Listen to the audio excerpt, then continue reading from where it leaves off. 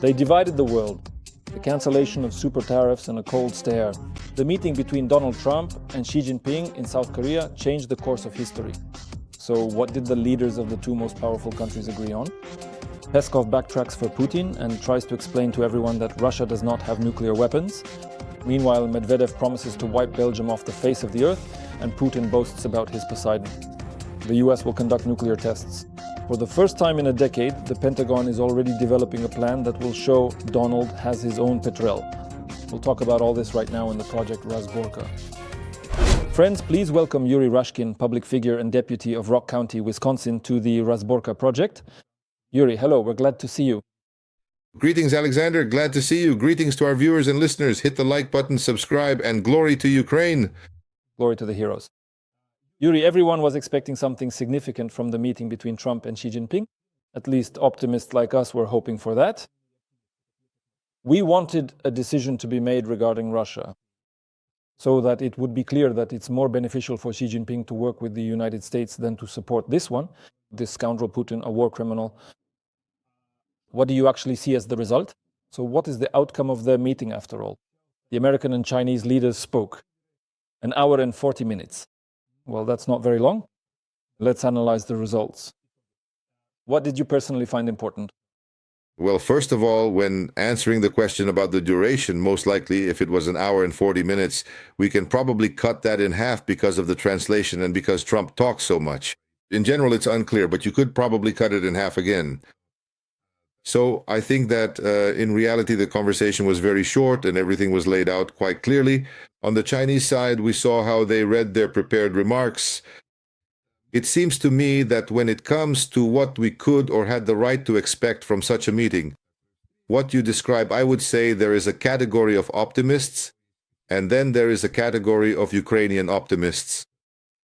Because thinking that Trump would be able to pressure China into doing something about the war in Ukraine is very optimistic.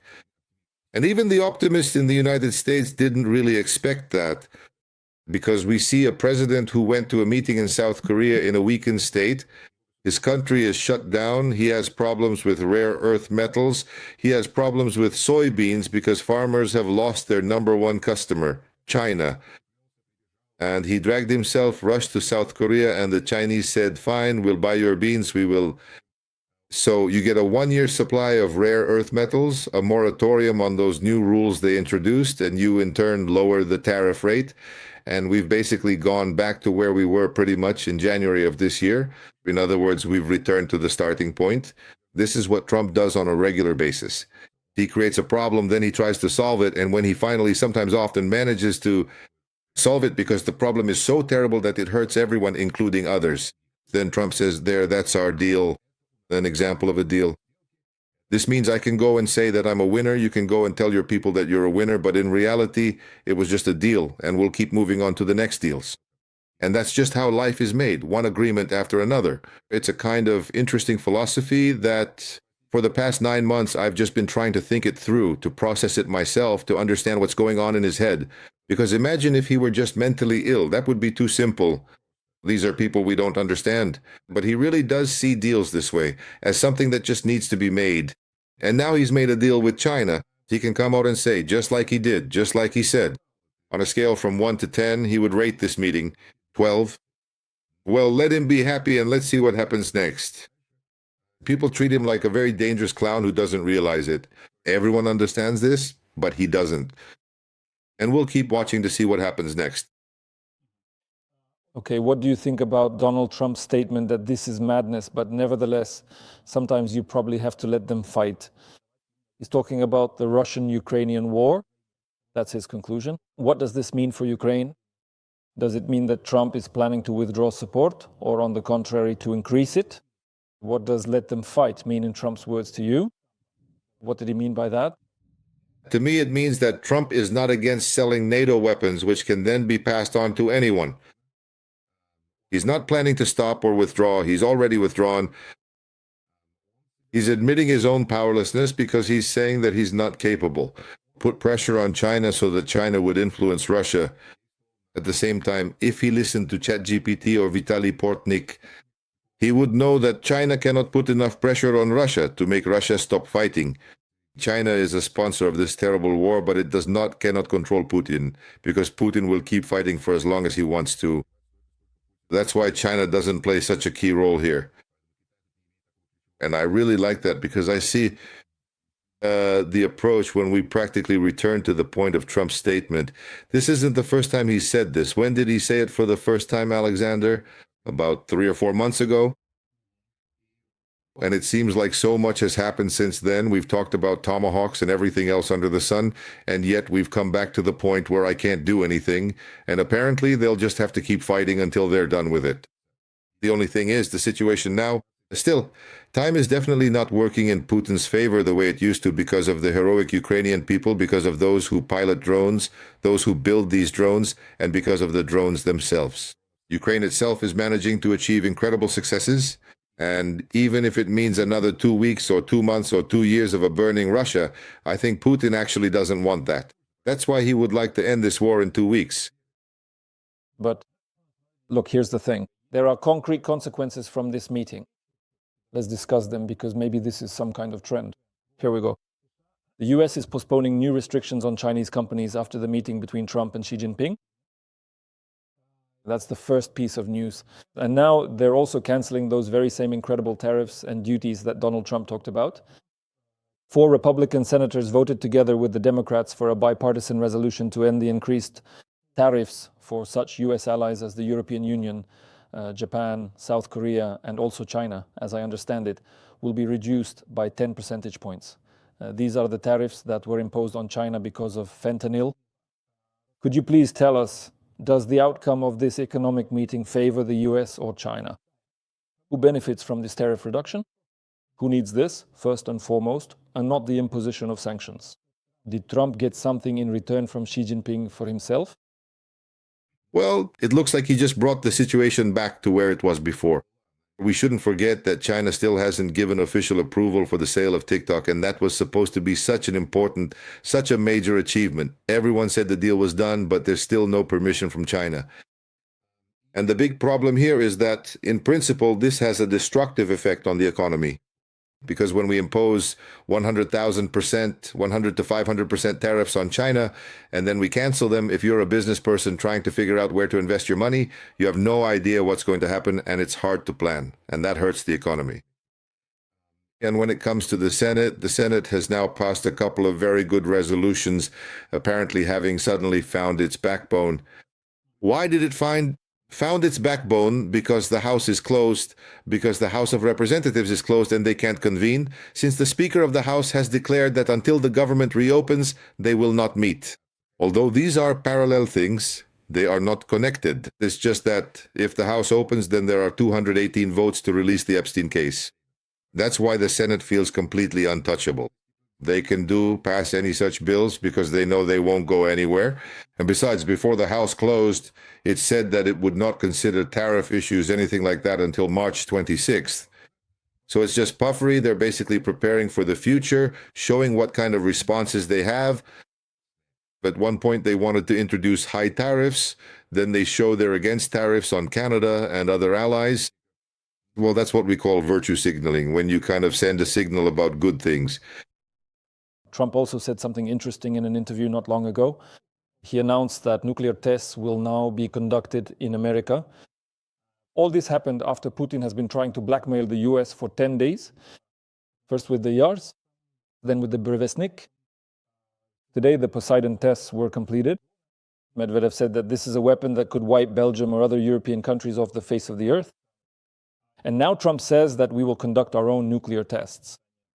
By the way, it's interesting that Peskov has already backtracked a bit and says that they hope the American president was properly informed that the Burevestnik tests were not nuclear tests. So all of this is, in a way, peaceful. Tell me, how do you see the further development of events? Will America respond in kind? Indeed, Russia is demonstrating its nuclear power not with words, but with real exercises. Will Americans feel like witnesses to the Cold War? The second half of the 20th century? Will everything be like it was before? I don't think everything will be like before, since Trump has come to power twice. You've said quite a lot here, so to speak, and touched on many interesting topics. And this is the first time I've heard from you about Belgium. And Belgium is where Putin's money is kept. So there are apparently some reminders that if you refuse, if you give away our frozen money so that it can be spent to help Ukraine fight against Russia, then we might destroy you with our great weapon, which could wipe Belgium off the face of the earth. That's Belgium. It's not a coincidence, I think. Belgium is not a coincidence. Yuri, I'll just add that the Belgians responded that if Putin decides to attack the capital of any NATO country, then the NATO countries will respond in kind.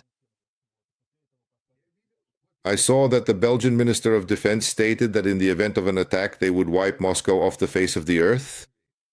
So, well, let's just say, yes, we're watching. Yes. And look, all those weapons that Putin is throwing around, all those names he's dropping, it's all a bluff. But that's Putin's bluff. So it's all in military form, it's all from videos. We haven't even actually heard confirmation from American intelligence that any of this happened, as far as I understand. These are just statements from Putin, which probably did happen, but we don't know how they ended. We know that our president bluffs regularly, and when he loses, he claims it was a win. And people here believe that the main audience for such a test, for such statements, all of this, when Putin was sitting at the dinner table with those military men, his own cronies and yes men, on one hand, it was a kind of response to Trump when Zelensky came and sat at the dinner table. But clearly, that's all there is to it. The statement was meant for Trump, so that Trump would hear it. Trump heard it and said, not in our casino. In our casino, I'm the biggest bluffer. And so now we're responding with our own bluffs, saying that we're going to start now our nuclear tests, which we haven't conducted for the past 33 years, ever since Papa Bush said, haha, the Soviet Union collapsed despite chicken Kiev. So that's it. Now we don't need nuclear tests anymore, and that's where it ends. But Trump is ready to bring it back. Again, we do not really see this happening tomorrow, mainly because there is a simple and important question of exactly where it should actually take place. Because if it happens in the United States, say New Mexico or wherever it was in the 40s and 50s, there will be a lot of unhappy people saying, no, not in our backyard. That's a good way. That means the test should be conducted right in a democratic state and a big city, right? Because otherwise it will be Trump's voters. But I'm just thinking about how our president looks at who his enemies are, on whom he wants to test our army. But he's already given the order to the Pentagon. That's what I wanted to know. This is already a completed action, at least a decision and an order. It is unlikely that the Pentagon will not implement it if this was the case. Look, even... No, they still have to present them with a plan on how they will do it. It's not like the White House was torn down, where Trump just said, that's it tonight, bam, and they tore down the East Wing. If he decides to conduct nuclear weapons tests in the United States like that, oh, that would be serious. That's why I suspect it will take place on some atoll far away from everyone, where the United States will feel safe and voters won't be directly affected, but there will still be a lot of talk from all sorts of people. There, leftists, environmentalists, people like Greta Thunberg will say that it's bad for the environment and ecology, but they weren't voting for Trump anyway. So I think for now, this is still just an escalation of words. I don't see any actions yet. I only see statements. We even see that tariffs are just words and statements that later have to be walked back. But Trump has a lot of words and few actions. And when it comes to action, it's mostly about seizing power in the style of an authoritarian state and attempts to interfere with his election next year in the United States. But it must be admitted that for Peskov, words were enough. In some ways, just to remind once again that these are not nuclear tests, and in general, we weren't planning to do anything bad. Tell me, is American society even ready to put Russia in its place with nuclear threats directed at Russia? If their Trump starts giving such orders to the Pentagon, preparing for nuclear tests, is that okay with Americans? Look, Alexander, the answer here is always very predictable, so I need to somehow formulate it so I can just read it off a piece of paper. Because we see that there are Democrats, independents, and Republicans. As a result, the country is divided into people who agree with Trump and people who disagree with Trump. And that's something we see quite regularly. Right now, that's about 60%, from 55% to 65% of people who are against Trump and any of his ideas. And from 35% to 45% of people who support any idea Trump proposes. And here we just see that if the idea is relatively reasonable, then maybe it's closer to 45%. And then it turns out, as it happened before, how it was actually done. Or maybe it's a completely crazy idea and then it's 33%. For example, 33% of Americans support demolishing the East Wing of the White House. Every voice matters. Join our community, support independent journalism and help us bring you the truth from Ukraine. Become a member of Ukraine today. Join us now. Yuri, Trump is planning to meet with Orban, I think, on the 7th. What will they talk about? What does he want from Viktor Orban? By the way, let me remind you that Peter Sijarto, among others, has stated that it wouldn't be a bad idea to do this. The bloc between the Czech Republic, Slovakia, and Hungary. And as many experts say, this very bloc should be the main backbone of pro-Russian policy. In other words, a kind of hatred and animosity toward Ukraine in Europe. Will Trump deal with this project, or on the contrary, will he say, Victor, good job, keep doing exactly that? What do you think is the subject of this meeting? I think, first of all, the point of such a meeting is simply to express support for Orban. Right now, Orban looks like he has political problems with popularity and with the upcoming elections, which are supposed to take place there in the spring. And so what Trump was planning to do to help him was to hold a meeting in Reykjavik, that is, in Budapest. And so that Putin and Trump could have a pleasant evening in Budapest, but Putin refused. And now apparently Trump has some obligations. He still needs to show his support for Orban, go there and back him up. To what extent various regional projects and coalitions can or cannot work is an interesting question, because it somewhat fragments the scenario where there are regional powers like the United States, Russia, and China. Can Hungary fit into this as a kind of miniature region? Or Turkey, which of course also demands respect. That's why every country will fight to stand up to the regional hegemons. And in this sense, coalitions also make a lot of sense, because in order to resist, it's better to unite, better to work with others. That's a fact of life. So I see certain objectives here that Trump can help with, but to say, for example, I don't know, that now we're going to import more Hungarian goulash, I don't know, I doubt it. This isn't an economic trip. This trip is, in my opinion, more ideological. And the most important question for us, the meeting between Putin and Trump, has it now been ruled out, or does the Russian dictator still have a chance? After all, as our favorite international experts keep saying, it was particularly unpleasant for Putin that Trump met with Xi Jinping, notably even though there wasn't even a joint communique. And as many also noticed, Xi Jinping did not look at Trump while carefully talking to him. And even when he was whispering something in his ear, Xi Jinping was staring straight ahead, as if the American president wasn't even there next to him. But still, Trump and Putin, will there be a meeting? I think that Trump really wants this meeting to happen, but he needs a ceasefire to be announced at that meeting. And if he has set himself such a goal, it means, for example, that any trips by Dmitriev and the like will fail, because we see that for whatever reason, the United States is unable to enter into open business relations with Russia as long as the war does not end. And Russia does not understand this. Russia believes it can continue. Look, there's China, there's India, join in. But for the United States, joining in might simply mean the end of its relationship with Europe, which is actively fighting against the Russian regime and supporting Ukraine. So a meeting here is possible. And the worse things get, so to speak, the more we talk about tomahawks, the more cards Putin has to play to buy himself time. The card of meeting with Trump, he's already played it once. He bought himself a few weeks with that, but now that card is exhausted, and now he needs to play something else next. I think that for now, talking here and there might buy Putin a bit more time, but in the end, if time is working against him, I don't see the point in buying even more time. But when Putin gets information that we've surrounded this city, that city, and everything's going great and wonderful, then he'll just keep fighting for as long as he can.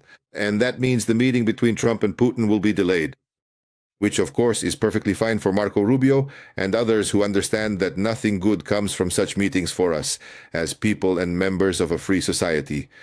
These are people who see themselves as authoritarian leaders who are trying to solve their own problems. With us, that's why I'm absolutely not advocating for a meeting here. But Trump wants it to happen just so it happens on his terms. But the problem here is that for Putin to accept Trump's terms and agree to go through with it, that is, to sit down at the negotiating table and get everything in return, but that everything isn't enough, because first he has to bend to this terrible yank, Trump. And here we see a clash between two people who simply can't help themselves and keep moving in a direction where they can't come to an agreement. But so far, Trump still hasn't agreed to enter into an open conflict with Putin. And I don't know if he will ever agree to enter into an open conflict with Putin. He might just ignore him, he might give him an endless amount of time. But in terms of conflict, he can put pressure on India, he puts pressure on China, but he can't manage it. But if he at least puts pressure on India, which already seems to be refusing to buy Russian oil, and we see that Lukoil is selling its gas stations here, and is withdrawing from its international business, and that's good. This is already having certain results. So on the one hand, we fundamentally see a president who throws around words instead of actions, and on the other hand, a world that reacts, because after all, these are the words of the American president. In conclusion, I want to say that right now Russia is actively spreading a propaganda narrative is being spread that supposedly Kupiansk and Pokrovsk have been encircled, and Alexander Syrsky. Today, after visiting the positions, reports that this does not correspond to reality, according to the Ukrainian commander-in-chief. The most important thing is that our soldiers preserve their lives, and probably nothing is more important than that, because our soldiers are everything. Ukraine, thank you so much. Yuri Rashkin, public figure, member of the OP Grok, Wisconsin, was on the project Razborka. Yuri, thank you. Keep an eye on Trump, on his decisions. You're still closer to it over there, no matter how different America may be. Thank you. Please keep an eye on Putin. All right. That was beautiful. Goodbye. Thank you, Yuri. Thank you.